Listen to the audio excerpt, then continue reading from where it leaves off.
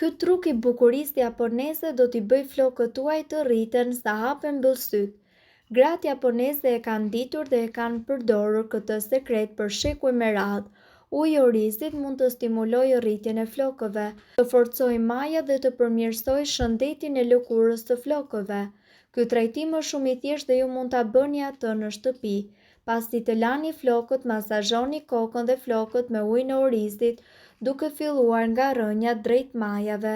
Pasi flokët të jenë plotësisht të lagur, lëreni për 5 minuta deri në 10 minuta para se t'i shplani.